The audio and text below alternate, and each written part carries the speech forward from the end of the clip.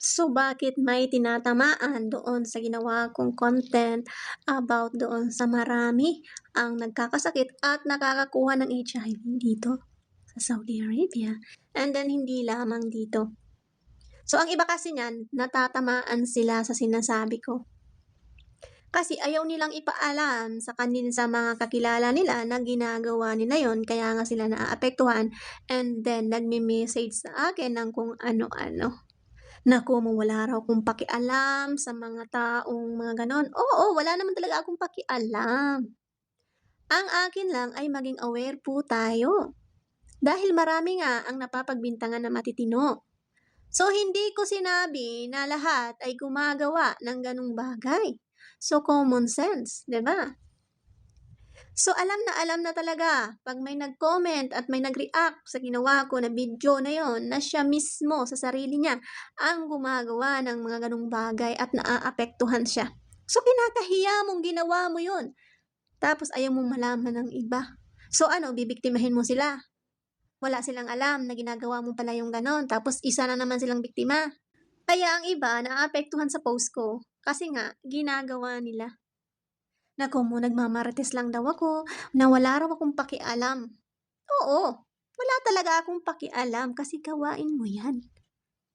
Ang pakialam ko dito, yung mga hinahambugan nyo, yung mga nagsisinungaling kayo sa kanila na kayo ay kunyari matitino pero sila ang naaapektuhan at nabibiktima dito. So, nahihiya kayong ipagkalat yung mga ginagawa ninyo na ayaw malaman ng iba.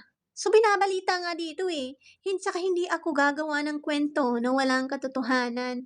So, nandito nga ako at binabalita nga yun dito. 'Di ba? So, ano lang tayo pag-uwi natin? Okay lang tayo pag-uwi ng Pilipinas. Paano naman yung nabiktima mo? 'Di ba? Kung may boyfriend ka o yung asawa mo. Tapos parang nagigilty pa sila sa sarili nila na sila pa ang mali. Ang pinaglalaban ko dito ay yung mga nabibiktima nyo.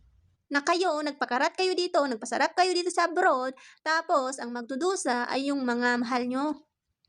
'Di ba? Napaka-inosente nila, wala silang kalam-alam na ginagawa na pala ninyo yan, kakatihan ninyo, and then hahawaan nyo pa sila ngayon ng inyong sakit. So, bakit ko 'to binablog? Ano 'to pakialam ko? Yun lang ang masasagot ko.